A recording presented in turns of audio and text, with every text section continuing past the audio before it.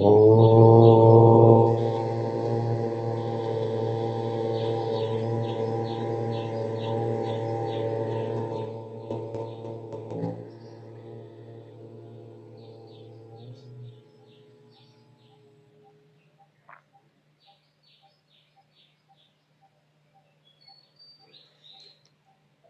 समादरणीय धार्मिक सज्जन वृंद, परमेश्वर कैसा है इस विषय में वेदों के अंदर बताया गया है।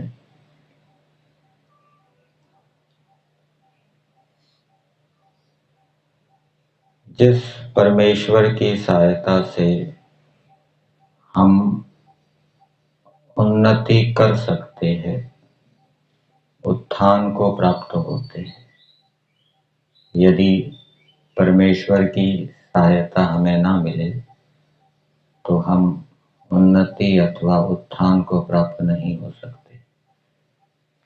ऐसा जो परमेश्वर है वो चींटियों के बिलों के अंदर भी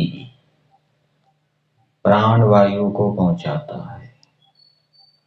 ऐसी व्यवस्था परमेश्वर ने की हुई है। और जो परमेश्वर अपने उपासकों के ऊपर कैसी कृपा करता है उसको एक दृष्टांत के माध्यम से समझाया गया है कि जैसे वृष्टि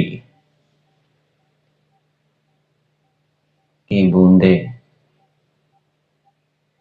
पृथ्वी को सींचती हैं, ऐसे ही परमेश्वर अपने आनंद रस की बूंदों से अपने उपासकों को सींचता है।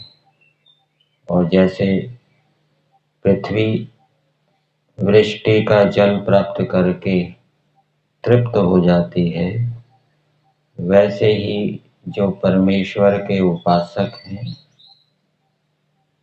जो मनुष्य अपने गुण परमेश्वर जैसे बनाते हैं, अपने स्वभाव को परमेश्वर जैसा बनाते हैं और परमेश्वर जैसे कर्मों को करते हैं, ईश्वर उनको अपना आनंद देकर उनको तृप्त कर देता है।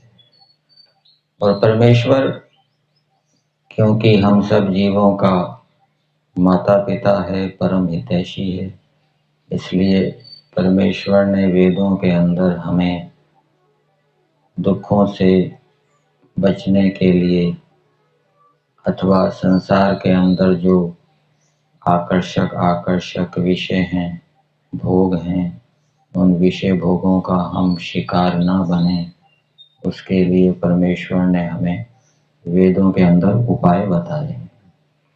उसको एक दृष्टांत के माध्यम से समझाया है कि जैसे व्यक्ति वृष्टि से, वर्षा से बचने के लिए वो वर्षा का शिकार ना हो जाए, उससे बचने के लिए अपने ऊपर छतरी का आवरण डाल देता है, अथवा आजकल रेनकोट आदि भी पहन लेते हैं, उससे वो वृष्टि का शिकार नहीं होता। ऐसे ही जो मनुष्य अपने ऊपर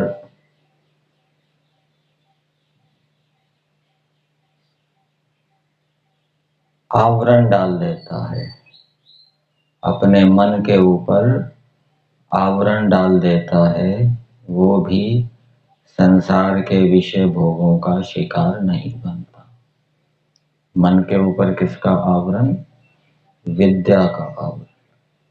जब तक मन के अंदर अविद्या रहती है तो मनुष्य संसार के विषय भोगों का शिकार हो जाता है। और जब उस मन के ऊपर यम नियम आदि अष्टांग योग का अनुष्ठान करके विद्या का आवरण डाल दिया जाता है, तो संसार के विषय भोगों के सामने आने पर भी मनुष्य उनका शिकार नहीं होता। जैसे योग दर्शन के अंदर वितर्कों से बचने का उपाय बताया गया है। वितर्क बाधने प्रतिपक्ष भावनम। और ये जो उपाय बताए गए हैं ये वेद से ही लिए गए हैं। वेद में इन उपायों का संकेत किया गया है। वेद में बताया गया है कि जो मनुष्य इंद्रियों के विषयों में लीन हो जाता है वो पूंछ वाले पशु के समान हो जाता है। और यही बात योग दर्शन के व्यास भाष्य के अंदर बताई गई है कि जो योगाभ्यास का आचरण करता हुआ फिर वितर्कों को उठाता है तो उसका ये जो व्यवहार है, ये जो वृत्त है, ये जो आचरण है, ये किसके समान है? कुत्ते के समान। तो योग दर्शन के अंदर जो योग से संबंधित बातें बताई गई है उनका संकेत हमें वेदों के अंदर मिलता है, उनका मूल वेदों के अंदर मिलता है।